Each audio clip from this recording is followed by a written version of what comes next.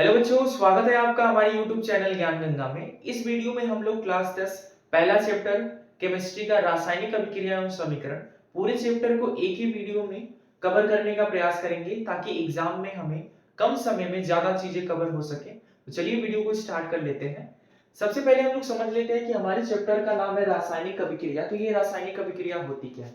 Simple सी भाषा में आप ये सोचिए, जब भी कोई हम अभिकारक को ले लेते हैं, आपस में क्रिया करा लेते हैं, यानी दो पदार्थ को लेकर के आपस में क्रिया कराएं और एक नया पदार्थ का निर्माण कर लें, तो इसी को हम रासायनिक अभिक्रिया कहते हैं। यानी रासायनिक अभिक्रिया क्या होता है? दो या दो से अधिक पदार्थों से मिलकर के एक नया पदार्थ बनता है। तो इसमें एक चीज जो है, मेन चीज, उसको आप अंडरलाइन कर लीजिएगा, नया पदार्थ बनना। यानी पुराने पदार्थ जो है उनसे मिल करके एक नए पदार्थ, यानी उनकी प्रकृति नई होनी चाहिए। तो ऐसे अभिक्रिया को हम क्या कहते हैं? रासायनिक अभिक्रिया कहते हैं।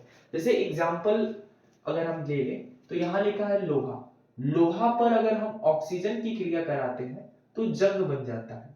ठीक है, तो जंग किससे मिलके बना है? लोहा और ऑक्सीजन के परस्पर क्रिया के फलस्वरूप।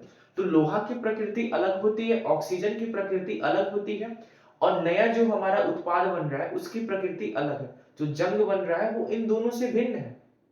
यानी हम यहां से सिंपल से ये भी बात बोल सकते हैं, रासायनिक अभिक्रिया एक ऐसा प्रक्रम है जिसमें नया पदार्थ बनता है। तो ये बात 100% सही है, नया पदार्थ बनता है। ठीक है, एक चीज ये ध्यान रखिएगा। अब एनसीईआरटी की परिभाषा पे बात कर लें तो यहाँ लिखा है, जिस प्रक्रिया में एक या एक से अधिक पदार्थ के रासायनिक गुण बदलकर नए पदार्थ बनते हैं उसे रासायनिक अभिक्रिया कहते हैं। वही चीज मैंने यहाँ बोर्ड पे लिख भी दिया है। अब यहाँ पर हमारे लिए एग्जाम के लिहाज से क्या इंपॉर्टेंट लाइन है? इंपॉर्टेंट लाइन ये है कि आप ध्यान रखिएगा, दो या दो से अधिक पदार्थ आपस में सहयोग करके जो नया पदार्थ बनाएगा उसमें पुराना का गुण विद्यमान हो भी सकता है और नहीं भी हो सकता है। और एक और चीज ध्यान रखिएगा, यहाँ पर जो होता है, किसी भी रासायनिक समीकरण को हम तीर से प्रदर्शित करते हैं, जैसे कि यहाँ दिखा गया। अब थोड़ा सा हम एक्स्ट्रा चीज ये समझ लेते हैं कि अगर कोई रासायनिक अभिक्रिया हो रही है तो हमको कैसे पता चला। जैसे अगर आप यहाँ देखेंगे, लोहा को ऑक्सीजन से क्रिया करा दें, जंग बन गया, तो हमको पता कैसे चलेगा? यानी सिंपल सा मतलब हमारे कहने का ये है कि रासायनिक अभिक्रिया हो रहा है तो इसको पता कैसे करें? तो पता करने की कुछ कंडीशन है, ध्यान देखिए। लक्षण कैसे हैं इसके?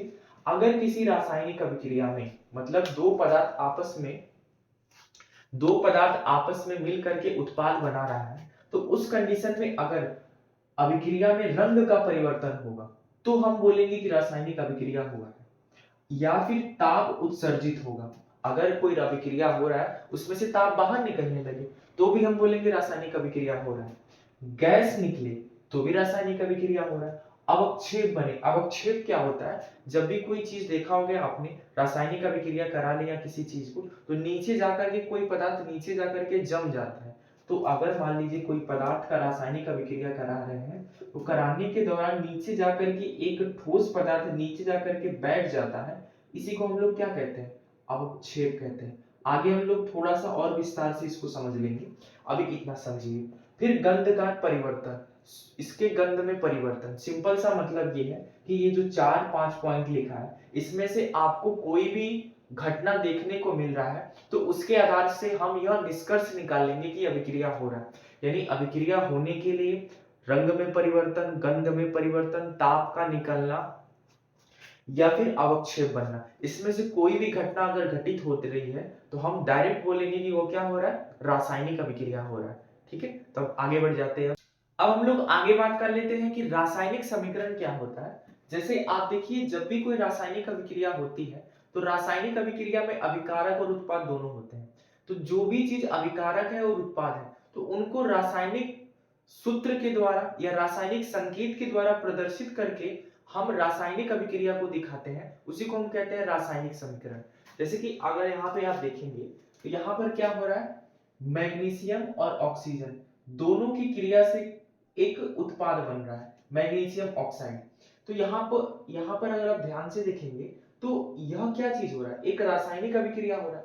और इस रासायनिक अभिक्रिया को हम क्या कर रहे हैं? एक संकेत के द्वारा, एक रासायनिक सूत्र द्वारा प्रदर्शित कर दे रहे हैं, इसी को हम लोग क्या कहेंगे? रासायनिक समीकरण।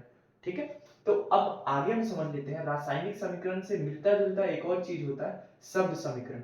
रासायनिक समीकरण क्या होता है? जब भी हम रासायनिक अभिक्रिया में अभिकारक और उत्पाद को उनके रासायनिक सूत्र से प्रदर्शित करेंगे तो क्या कहलाएगा? रासायनिक समीकरण कहलाएगा।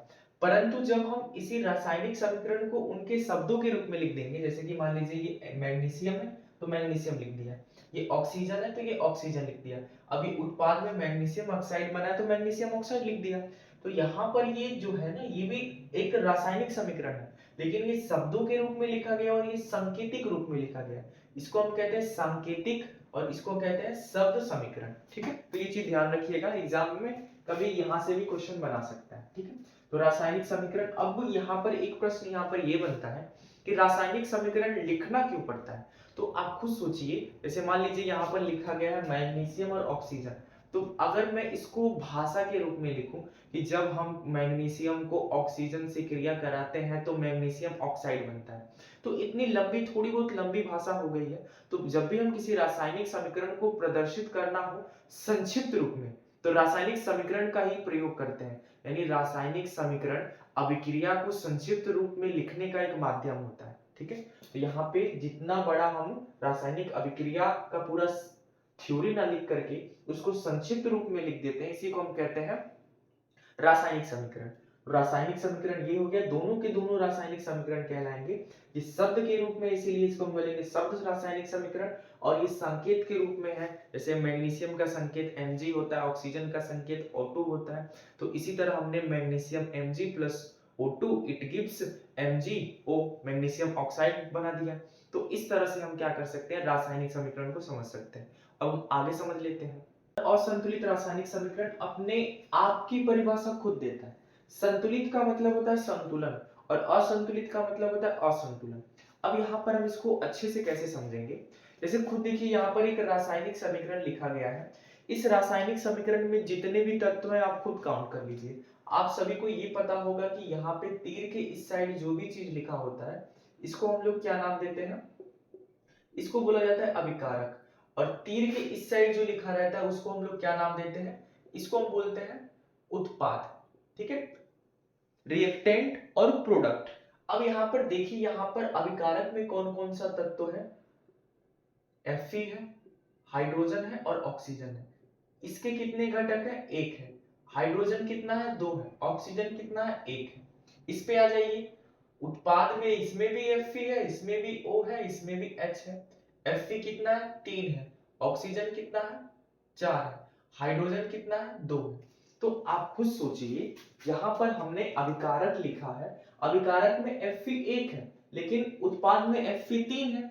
ठीक है, यहाँ पे हाइड्रोजन दो है, हाइड्रोजन यहाँ पे भी दो है, ऑक्सीजन एक है परंतु यहाँ पर ऑक्सीजन चार है। तो यहाँ पर संतुलित और असंतुलित रासायनिक समीकरण किसे कहते हैं? जब भी आपको कोई रासायनिक समीकरण दिया हो और अभिकारक में तत्वों की संख्या और उत्पाद में तत्वों की संख्या अगर बराबर होगा तो उसको हम लोग क्या कहेंगे, संतुलित रासायनिक समीकरण।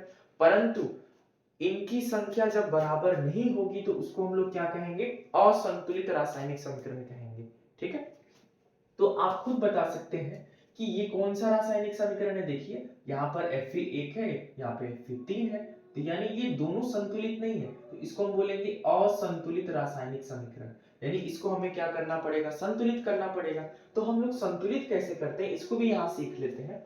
रासायनिक समीकरण को संतुलित कैसे किया जाता है, आप खुद सोचिए, यहाँ पर Fe तीन है तो मुझे यहाँ पे तीन से मल्टीप्लाई करेंगे तभी इसको तीन बना सकते हैं, तो यहाँ पे मैंने तीन मल्टीप्लाई कर दिया। अब देखिए यहाँ पर हाइड्रोजन दो है, इधर भी हाइड्रोजन दो है, कोई दिक्कत नहीं है। यहाँ पे ऑक्सीजन चार है, यहाँ पे ऑक्सीजन एक है। ठीक है, तो हाइड्रोजन इधर दो है, कोई दिक्कत नहीं है। लेकिन यहाँ पर अगर देखेंगे हम, आप यहाँ पर ऑक्सीजन कितना है, चार है, यहाँ पे ऑक्सीजन कितना है, एक है। तो यहाँ से अगर मैं चार से मल्टीप्लाई करूंगा इस साइड, तो ये हाइड्रोजन कितना, ऑक्सीजन कितना हो जाएगा, चार हो जाएगा। लेकिन आप ध्यान से देखिए, हाइड्रोजन पहले दो था, चार से मल्टीप्लाई करने पे ये कितना हो गया, चार का दूना आठ हो गया। और इधर हाइड्रोजन कितना है, दो है, तो इधर भी मुझे चार से मल्टीप्लाई करना पड़ेगा, चार से। तो अब ये क्या बन गया, यहाँ पे भी Fe और Fe तीन तीन है, हाइड्रोजन आठ है, हाइड्रोजन आठ है, ऑक्सीजन चार है, ऑक्सीजन चार है। अब ये किस में बदल गया, पहले ये संतुलित था असंतुलित था, अब ये किसमें बदल गया, संतुलित रासायनिक समीकरण। तो इस तरह से हम क्या करते हैं, अभिक्रिया को संतुलित करते हैं। ठीक है, तो संतुलित और असंतुलित आपको अच्छे से समझ आ चुका होगा। अब हम अगले टॉपिक पे बढ़ जाते हैं। हम लोग रासायनिक समीकरण की अवस्थाओं को समझ लेते हैं। जैसे कि यहाँ पर आपको रासायनिक समीकरण दिख रहा होगा, तो यहाँ पर तत्वों के बगल में ब्रैकेट में एस, ए क्यू और जी और एल ऐसे शब्द देखने को मिलते होंगे। इसका अर्थ क्या होता है, जैसे देखिए यहाँ पर ये प्रतीक है और यहाँ पे इनका मैं अर्थ लिख चुका हूँ। यहाँ पर जब भी आपको ब्रैकेट में किसी तत्व के बगल में एस दिखेगा, एस का मतलब होता है उसकी प्रकृति क्या होगी, वो ठोस होगा। जब भी एल दिखेगा तो उसका मतलब वो कैसा होगा, द्रव होगा। जी दिखेगा इसका मतलब वो गैस अवस्था में होगा। और ए क्यू दिखेगा इसका मतलब उसका क्या होगा, जलीय विलयन यहाँ पर प्रयोग किया जाएगा। जैसे कि यहाँ पर देखेंगे तो ये जो अभिकारक लिखा है, इसमें ये जो है जिंक, इसके बगल में एस लिखा है, इसका मतलब जिंक की अवस्था क्या है इस अभिकारक में, जिंक सॉलिड है। यहाँ पर H2SO4 है, यहाँ पर AQ है, यानी H2SO4 का यहाँ पर किस तरह यूज किया गया है, जलीय विलयन के रूप में यूज किया गया है। यहाँ पे देखेंगे यहाँ पे ZnSO4 बन रहा है, ये भी किस तरह से यूज किया गया है, जलीय विलयन के रूप में। और यहाँ पे H2 जो है यह कैसे यूज किया गया है, यानी ये H2 जो बना है वो कैसा है, गैस अवस्था में। तो यहाँ पर कई बार संकेत समझ में नहीं आते हैं, तो यहाँ पर समझने के लिए हमें बस सिंपल सा चीज है, इसमें देख लीजिए S मतलब सॉलिड, L मतलब द्रव, J मतलब गैस, AQ मतलब जलीय अवस्था। और यहाँ पे एक और चीज हम लोग समझ लेते हैं, जैसे कि रासायनिक अभिक्रिया को संतुलित क्यों करना पड़ता है उसको भी समझ लेते हैं। अब यहाँ पर संतुलित इसलिए करना पड़ता है क्योंकि यहाँ पर रासायनिक अभिक्रिया जब भी होती है तो वहां पर एक नियम लागू होता है जिसको कहते हैं द्रव्यमान संरक्षण का नियम।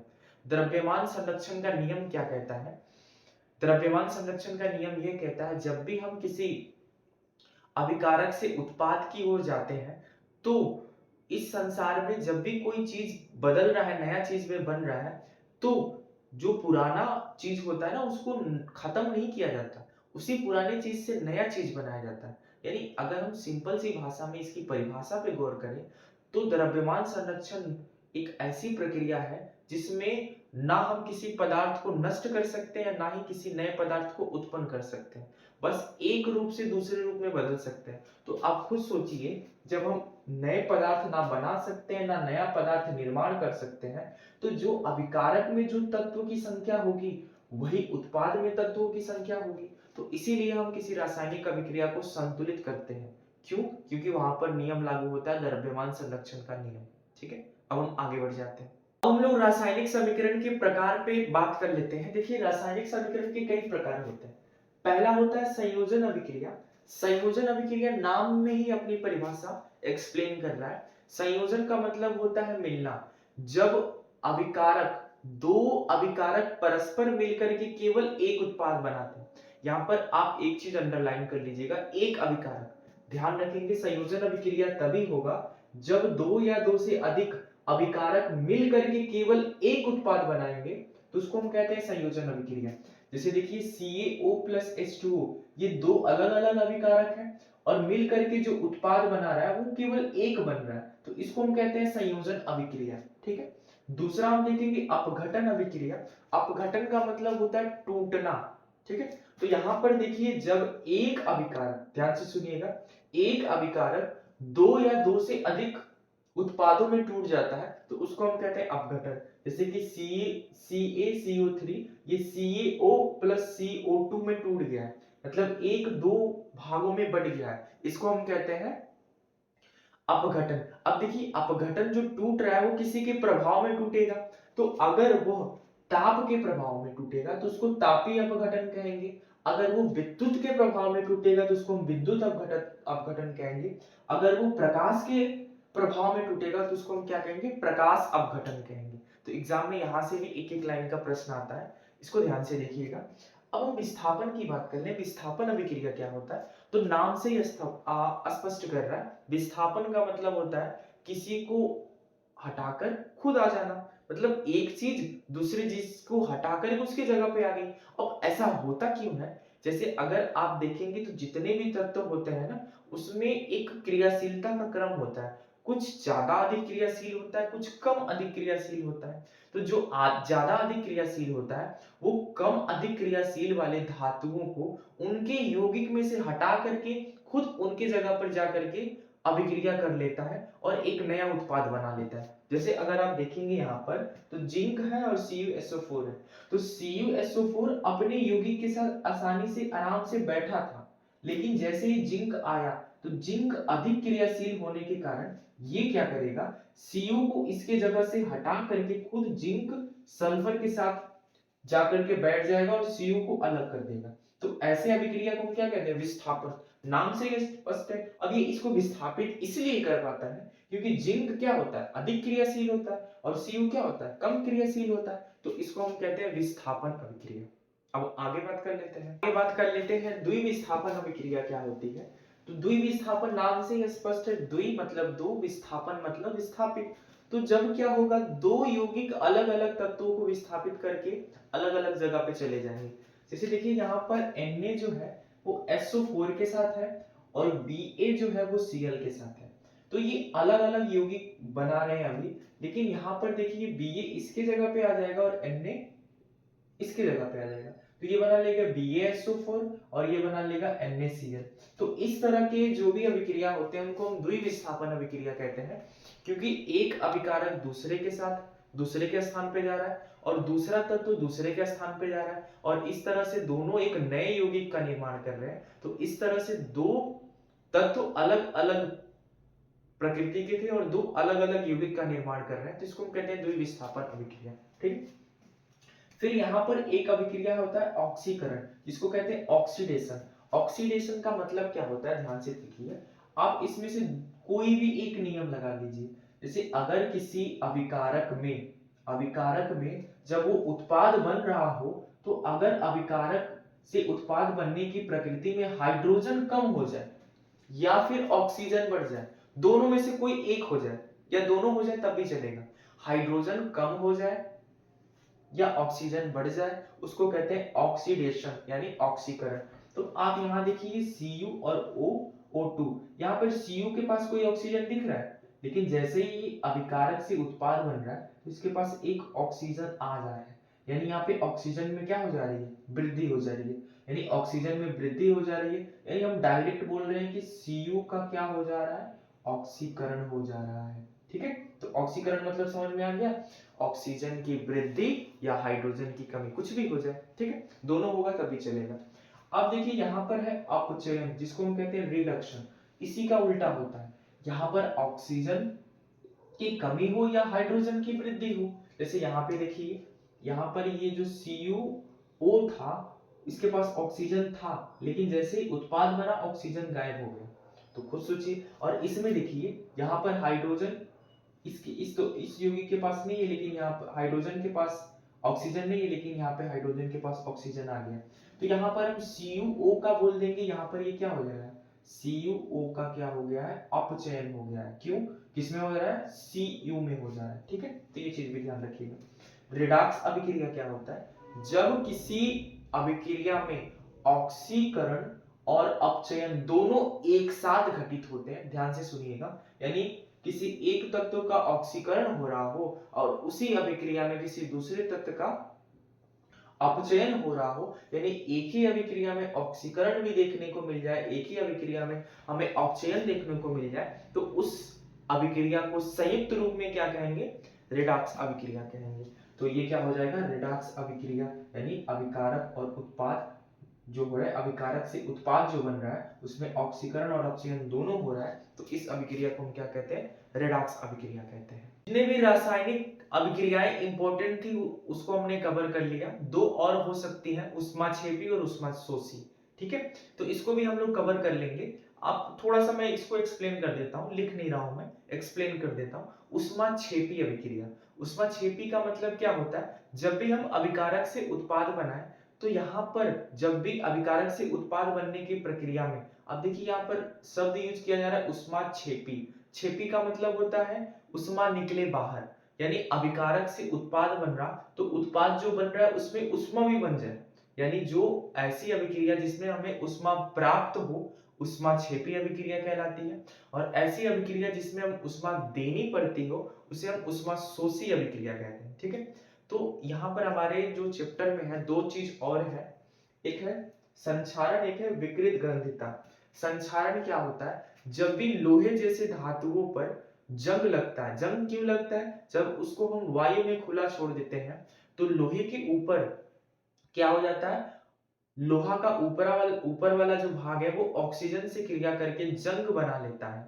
ठीक है, तो इससे लोहा क्या होता है, ऊपर का भाग धीरे धीरे खराब होने लगता है, इसी को हम संक्षारण कहते हैं। यानी लोहे जैसे धातुओं का खराब होना ही क्या कहलाता है, संक्षारण कहलाता है। तो इसको बचाव के लिए हम लोग क्या करते हैं, इस पे ग्रीस का पालिश कर देते हैं, या फिर इस पे हम लोग पेंट कर देते हैं, या किसी दूसरे कम संक्षारित वाले धातुओं को उसका परत चढ़ा देते हैं। ठीक है, तो इस तरह से हम संक्षारण को बचा सकते हैं। फिर एक शब्द है यहाँ पर विकृत ग्रंथिता। विकृत ग्रंथिता क्या होती है, ये होता है जैसे हम तेलीय जो पदार्थ होता है उस पे अगर हम लंबे समय तक उसको ऐसे रख दें तो वो क्या होगा, धीरे धीरे वो क्या हो जाएगा, खराब हो जाएगा। क्योंकि तेल वाला पदार्थ ज्यादा रिएक्टिव होता है, ज्यादा अभिक्रियाशील होता है, तो वो क्या करता है, किसी किसी तरह से अभिक्रिया करके जल्दी से खराब होने लगता है। तो किसी तेल युक्त खाद्य पदार्थ का जल्दी से खराब हो जाना ही क्या कहलाता है, विकृत ग्रंथिका कहलाता है। अब विकृत ग्रंथिका को रोका कैसे जाए, तो रोकने के लिए हम तेल वाले खाद्य पदार्थ को कम से कम समय के लिए उसको ऐसे छोड़े, हम लोग उसका प्रयोग जल्दी कर लें, उसको लंबे समय तक ना रखें। ठीक है, तो इस तरह से हम क्या करते हैं, या फिर उसको वायु से थोड़ा दूर रखें। देखा होगा चिप्स के पैकेट को लंबे समय तक बचाए रखने के लिए क्या किया जाता है, उसमें ऑक्सीजन को हटा करके नाइट्रोजन भर दिया जाता है। नाइट्रोजन क्यों भरा जाता है, क्योंकि नाइट्रोजन कम अभिक्रियाशील होता है, जबकि ऑक्सीजन क्या होता है, अधिक अभिक्रियाशील होता है। इसीलिए नाइट्रोजन भर दिया जाता है ताकि वो खाने वाले खाद्य पदार्थ है उसको लंबे समय तक स्वस्थ और साफ रखे। ठीक है, ताजा रखे, क्योंकि अगर गैस ही नहीं रहेगा तो खाना जल्दी खराब हो जाएगा। तो कम क्रियाशील वाला गैस हम क्या करते हैं, उसमें यूज करते हैं, जो कि नाइट्रोजन गैस होता है। तो ये थे पूरे चैप्टर का संक्षिप्त में एक्सप्लेनेशन। अगर आपको वीडियो अच्छा लगा हो चैनल को सब्सक्राइब जरूर कीजिएगा। मिलते हैं अगले वीडियो में।